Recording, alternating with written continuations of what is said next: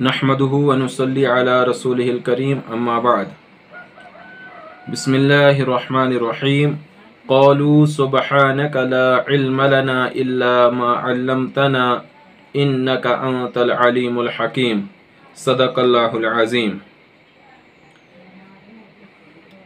आज जो सबक शुरू हो रहा है वो सूरह बकरा आयत नंबर 32 से शुरू हो रहा है।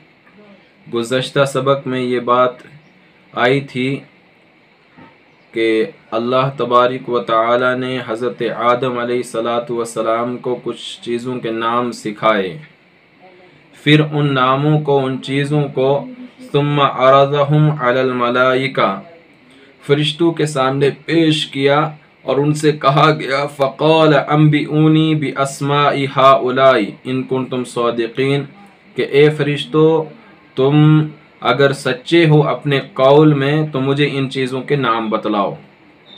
फरिश्तों ने अर्ज़ किया क़ालू सुब्हानक ला इल्म लना इल्ला मा अल्लमतना इन्नका अंतल अलीमुल हकीम, कि ए परवरदिगार, तेरी ज़ात पाक है, हम नहीं जानते हैं मगर वही जिसका आपने हमें इल्म दिया है, और बेशक आप इल्म वाले हैं, आप जानने वाले हैं और हिकमत वाले हैं। यहाँ पर एक बात ज़हनशीन रखनी चाहिए कि नाम किस चीज़ के नाम थे। हज़रत मुफ्ती तक़ी उस्मानी साहब दामत बरकातुहुम ने लिखा है, आसान तर्जुमा कुरान के नाम से एक कुरान का तर्जुमा और तफसीर शाये हुई है। इस तफसीर, मुख्तसर सी तफसीर में हज़रत ने इन नामों को गिनाया है और ये कहा है कि इन नामों से मुराद कायनात में पाए जाने वाली चीज़ों के नाम थे और इंसान को पेश आने वाली मुख्तलिफ कैफियत का इल्म था, जैसे कि भूख, प्यास, सेहत और इसी तरीके से बीमारी वगैरह। अब यहाँ पर एक सवाल पैदा हो जाता है कि आया फरिश्तों को इन चीज़ों का इल्म नहीं था? जब हज़रत आदम अलैहिस्सलातु वस्सलाम को ये बातें सिखला दी गई थी, क्या फरिश्ते उस वक्त मौजूद नहीं थे? और अगर मौजूद थे तो उनको ये जवाब क्यों नहीं बन पाया कि वो अल्लाह तबारिक व तआला के सामने कह देते कि आपने इन इन चीज़ों के नाम आदम अलैहिस्सलातु वस्सलाम को सिखलाए हैं, और जवाब देते? तो इसके दो एहतमाल हैं। पहला एहतमाल ये है कि जिन चीज़ों की तालीम हज़रत आदम अलैहिस्सलातु वस्सलाम को दी गई थी उस वक्त फरिश्ते भी मौजूद थे, लेकिन चूँकि उनकी फितरत में उन चीज़ों की समझ नहीं है। मिसाल के तौर पर कि हज़रत आदम अलैहिस्सलातु वस्सलाम बशर हैं, उनको भूख की ज़रूरत है, लेकिन फरिश्ते को इस चीज़ की ज़रूरत नहीं है और ना ही वो समझ सकते हैं कि भूख क्या चीज़ है। इसी तरीके से बीमारी है, बशर को बीमारी हो सकती है, लेकिन फरिश्ता इस चीज़ को समझ नहीं सकता कि बीमारी क्या चीज़ है।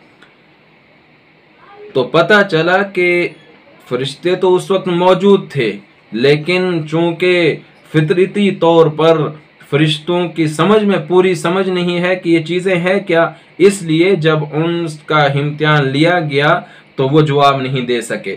और दूसरा एहतमाल ये है कि उस वक्त फरिश्ते मौजूद ही नहीं थे जिस वक्त हज़रत आदम अलैहिस्सलातु वस्सलाम को ये बातें सिखलाई गई, ये नाम बतलाए गए।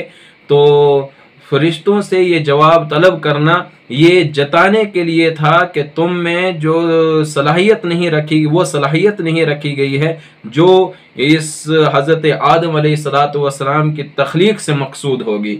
जो मकसूद पाया जाएगा वो हज़रत आदम से पाया जाएगा, तुम्हारे अंदर वो सलाहियत नहीं रखी गई है। बहरहाल हज़रत आदम अलैहिस्सलातु वस्सलाम के सामने जो नाम सिखलाए गए थे फरिश्तों के सामने उनको पेश किया गया, उन्होंने वो जवाब नहीं दिए, बल्कि जवाब में कहा क़ालू सुब्हानका ला इल्म लना इल्ला मा अल्लमतना। फरिश्तों ने कहा आपकी ज़ात पाक है, ला इल्म लना इल्ला मा अल्लमतना, हम नहीं जानते हैं मगर वही जो आपने हमें सिखाया है। इन्नका अंतल अलीमुल हकीम, बेशक आप इल्म वाले हैं, सब चीज़ों को जानने वाले हैं और हिकमत वाले भी ही हैं। क़ौल या आदम अंबिहुम बि अस्माइहिम, پھر حضرت آدم علیہ السلام سے کہا گیا کہ اے آدم ان چیزوں کے نام بتلاؤ۔ فلما انبأهم باسمائهم، پس جب حضرت آدم علیہ السلام نے ان چیزوں کے نام بتلائے، قال الم اقل لكم انی اعلم غیب السماوات والارض، تو اللہ تبارک و تعالی نے فرشتوں سے عرض کیا کہ کیا میں نے تمہیں نہیں کہا تھا کہ میں جانتا ہوں زمین اور آسمان کی غیب کی باتوں کو، چھپی ہوئی چیزوں کو، اور چھپا ہوا جتنا بھی زمین اور آسمان کے اندر علم ہے وہ سب جانتا ہوں۔ وَأَعْلَمُ مَا تُبْدُونَ وَمَا كُنْتُمْ تَكْتُمُونَ، اور جو کچھ تم ظاہر کرتے ہو، زبان سے کہتے ہو، وہ بھی میں جانتا ہوں۔ وَمَا كُنْتُمْ تَكْتُمُونَ، اور جو کچھ تم اپنے دلوں کے اندر چھپا ڈالتے ہو، ان چیزوں کو، ان رازوں کو، ان باتوں کو بھی میں خوب اچھی طرح جانتا ہوں۔ آگے اللہ تبارک و تعالی فرشتوں سے بظاہری طور پر لگ رہا ہے کہ فرشتوں کو حکم دیا گیا ہے، لیکن فرشتوں کے ضمن میں پورے جانداروں کو حکم دیا گیا تھا کہ حضرت آدم کو سجدہ کیا جائے۔ یہاں پر بھی ایک بات سمجھ لیجئے کہ یہ سجدہ جو تھا یہ سجدہ عبادت نہیں تھا، بلکہ یہ سجدہ تعظیمی تھا، جیسے گزشتہ کچھ امتوں کے اندر ہمیں ملتا ہے کہ تعظیمی سجدہ کیا جاتا تھا۔ جیسے حضرت یوسف علیہ السلام کے قصہ اگر ہم پڑھیں گے، آخر میں جا کر جب حضرت یوسف علیہ السلام کو تخت پر اللہ نے بٹھا دیا تھا، اس وقت ان کے بھائیوں نے حضرت یوسف علیہ السلام کے سامنے سجدہ کیا تھا، وہ بھی سجدہ تعظیمی تھا۔ یہ یہیں سے وہی اس سجدے کی بات ہو رہی ہے۔ وَإِذْ قَالَ لِلْمَلَائِكَةِ اسْجُدُوا لِآدَمَ، اور جب ہم نے کہا فرشتوں سے کہ آدم کو سجدہ کرو، فَسَجَدُوا إِلَّا إِبْلِيسَ، تو سارے فرشتوں نے سجدہ کیا، إِلَّا إِبْلِيسَ، سوائے ابلیس کے، سوائے شیطان کے۔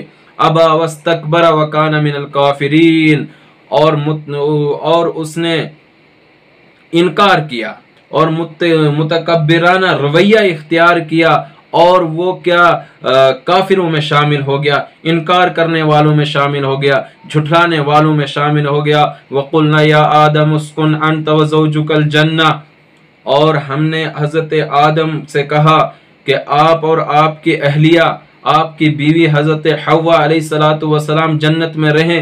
وَكُلَا مِنْهَا رَغَدًا حَيْثُ شِئْتُمَا، اور جہاں سے جی چاہیں جی پر کے کھائیں پئیں۔ وَلَا تَقْرَبَا هَٰذِهِ الشَّجَرَةَ فَتَكُونَا مِنَ الظَّالِمِينَ، لیکن یہ ایک درخت ہے، اس درخت کے پاس بھی مت جانا، اگر تم جاؤ گے تو فَتَكُونَ مِنَ الظَّالِمِينَ، تو تم دونوں کے دونوں ظلم کرنے والوں میں ہو جاؤ گے۔ اب یہاں پر بھی ایک بات سمجھ لیں کہ وہ درخت کون سا تھا جس سے حضرت آدم اور حضرت حوا علیہ السلام کو منع کیا گیا تھا۔ قرآن مقدس اور احادیث مبارکہ میں اس کی وضاحت نہیں آئی ہے کہ وہ کون سی چیز تھی۔ بہرحال جب قرآن نے اس کی وضاحت نہیں فرمائی ہے تو اس کے جاننے کی ضرورت بھی نہیں ہے۔ بس ذہن میں ایک بات رکھیں کہ جنت میں کوئی درخت تھا اور اس درخت سے حضرت آدم علیہ السلام کو منع کیا گیا تھا، لیکن بعض روایات کے اندر آیا ہے کہ وہ گندم کا درخت تھا جس سے حضرت آدم علیہ السلام کو منع کیا گیا تھا۔ دوسری روایات میں آیا ہے کہ ہو سکتا ہے وہ انگور کا درخت تھا، مگر کوئی روایت ایسی نہیں ہے جس پر بھروسہ کیا جائے۔ اس لیے ذہن میں اتنی ہی بات رکھ لیجئے کہ جنت کا ایک درخت تھا جس سے حضرت آدم اور حضرت حوا علیہ السلام کو منع کیا گیا تھا کہ آپ اس درخت میں سے پھل مت کھانا ورنہ ظالمین میں سے ہو جاؤ گے۔ فَأَزَلَّهُمَا الشَّيْطَانُ عَنْهَا فَأَخْرَجَهُمَا مِمَّا كَانَ فِيهِ، پھر ہوا یہ کہ شیطان نے ان کو وہاں سے ڈگمگا دیا اور جس عیش و عشرت میں وہ تھے وہاں سے اس میں سے ان کو نکال دیا۔ فَأَزَلَّهُمَا الشَّيْطَانُ عَنْهَا، شیطان نے ان کو ڈگمگا دیا۔ فَأَخْرَجَهُمْ مِمَّا كَانَ فِيهِ، اور نکلوا دیا وہاں سے اس جنت سے جس میں وہ رہا کرتے تھے۔ وَقُلْنَا اهْبِطُوا بَعْضُكُمْ لِبَعْضٍ عَدُوٌّ، اور پھر ہم نے کہا کہ اتر جاؤ تم ایک دوسرے کے دشمن ہو، بعض کے دشمن ہو۔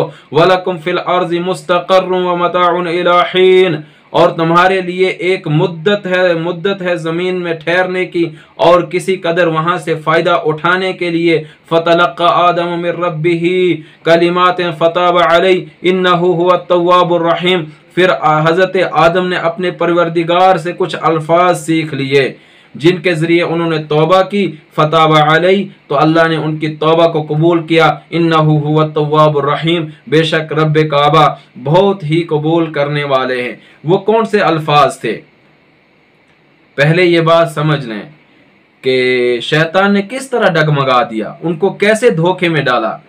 تو بہرحال مفسرین نے لکھا ہے کہ شیطان ان کے پاس آیا اور ان کو کہنے لگا کہ میں تمہارا خیر خواہ ہوں، اور کہنے لگا کہ اس درخت سے اللہ نے تمہیں اس لیے منع کیا ہے کہ اگر تم اس درخت کا پھل کھا جاؤ گے تو تم ہمیشہ اسی جنت میں رہو گے دائمی طور پر، اور اگر تم نہیں کھاؤ گے تو تمہیں زمین اس سے نکال دیا جائے گا۔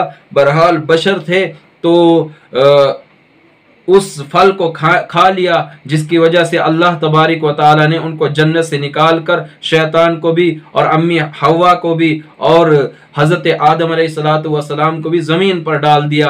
لیکن اس کے بعد بھی زمین پر جب آئے تو الگ الگ جگہ پر رکھ دیا، تو حضرت آدم علیہ السلام کے سامنے کچھ ندامت آ گئی، اور حضرت آدم علیہ السلام دل میں سوچنے لگے کہ میں نے اللہ کی نافرمانی کر ڈالی۔ پھر اللہ نے کچھ الفاظ سکھائے، کلمات سکھائے۔ وہ کلمات کیا تھے جس کو اللہ تبارک و تعالی نے حضرت آدم علیہ السلام کو سکھلائے؟ وہ کلمات تھے قالا ربنا ظلمنا انفسنا وان لم تغفر لنا وترحمنا لنكونن من الخاسرین، یعنی اے میرا پروردگار میں نے اپنے اوپر ظلم کیا، اپنے نفس پر ظلم کیا، وان لم تغفر لنا، اور اگر تو نے مغفرت نہ کی تو ہم یقینی طور پر خسارے والے ہو جائیں گے۔ یہ الفاظ حضرت آدم علیہ السلام کے دل میں اللہ تبارک و تعالی نے ڈالے، جس کی بنیاد پر انہوں نے توبہ کی ان الفاظ کے ذریعے سے۔ فتاب علیہ، اللہ نے ان کی توبہ کو قبول کیا۔ انہ هو التواب الرحیم، بے شک رب کعبہ جو ہیں رب ذوالجلال بہت ہی زیادہ توبہ قبول کرنے والے ہیں، اور توبہ کو قبول اور پسند